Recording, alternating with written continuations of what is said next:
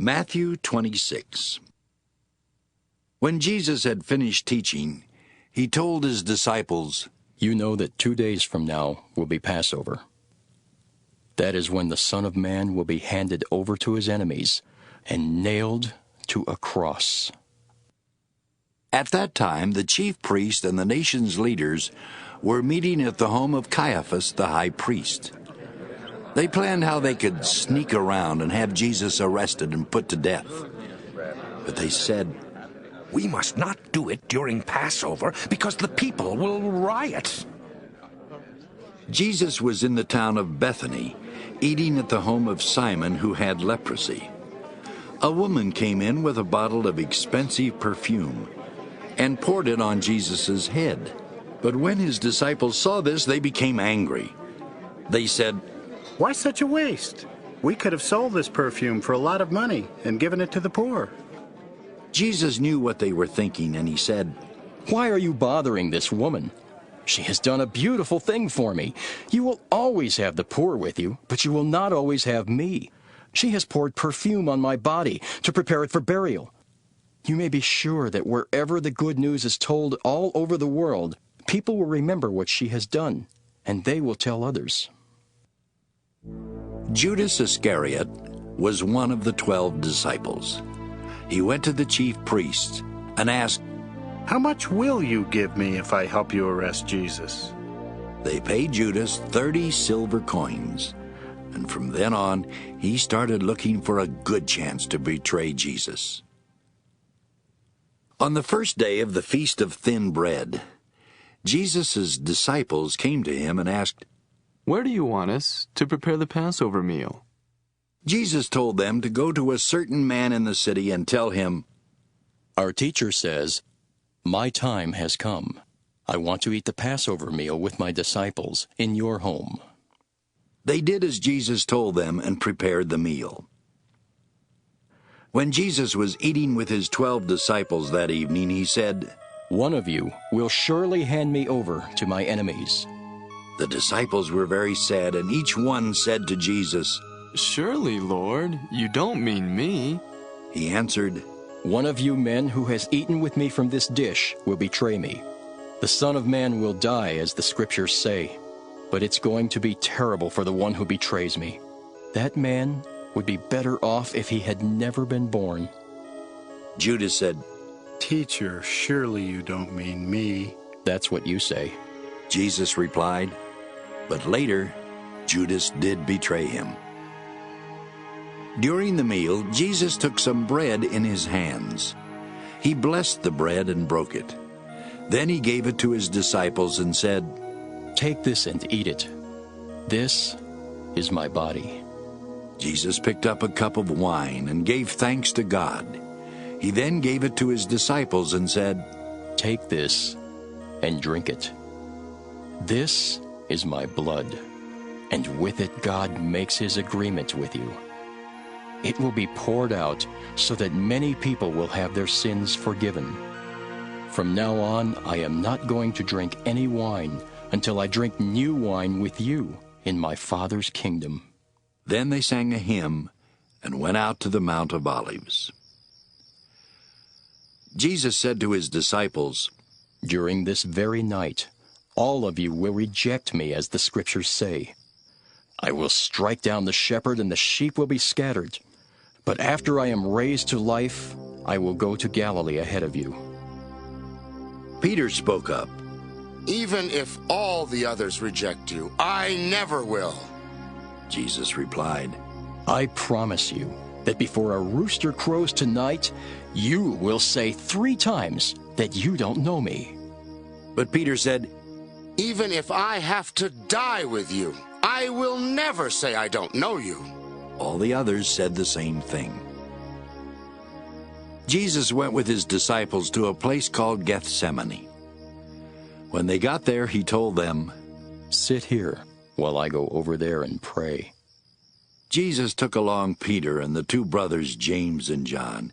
He was very sad and troubled, and he said to them, I am so sad that I feel as if I am dying.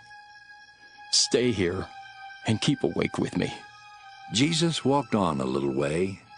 Then he kneeled with his face to the ground and prayed, My Father, if it is possible, don't make me suffer by having me drink from this cup. But do what you want, and not what I want. He came back and found his disciples sleeping. So he said to Peter, Can't any of you stay awake with me for just 1 hour? Stay awake and pray that you will not be tested. You want to do what is right, but you are weak. Again Jesus went to pray and said, My Father, if there is no other way and I must suffer, I will still do what you want. Jesus came back and found them sleeping again. They simply could not keep their eyes open. He left them and prayed the same prayer once more. Finally, Jesus returned to his disciples and said, Are you still sleeping and resting? The time has come for the Son of Man to be handed over to sinners. Get up, let's go. The one who will betray me is already here. Jesus was still speaking when Judas the betrayer came up. He was one of the 12 disciples, and a large mob, armed with swords and clubs, was with him. They had been sent by the chief priest and the nation's leaders. Judas had told them ahead of time, Arrest the man I greet with a kiss.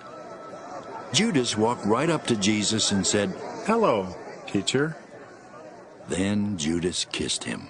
Jesus replied, My friend, why are you here?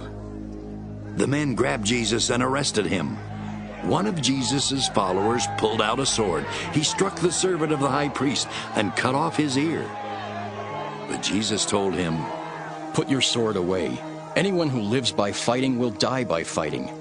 Don't you know that I could ask my Father, and right away he would send me more than 12 armies of angels? But then, how could the words of the Scriptures come true, which say that this must happen?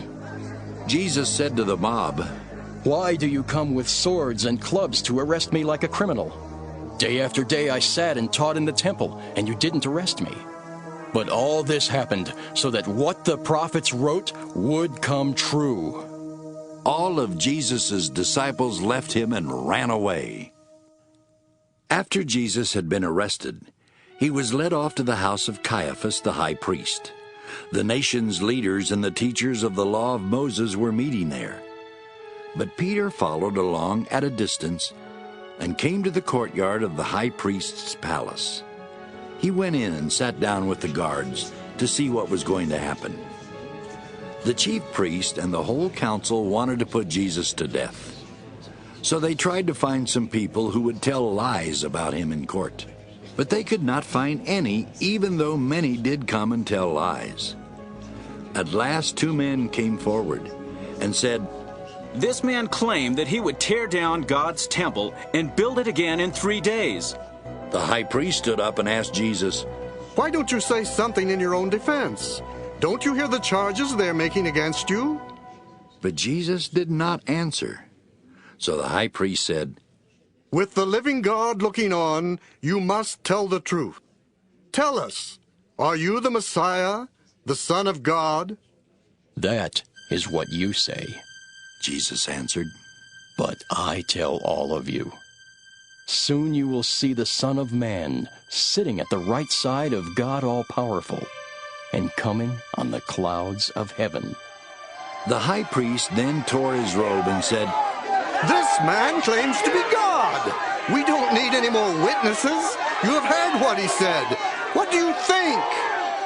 They answered, He is guilty and deserves to die.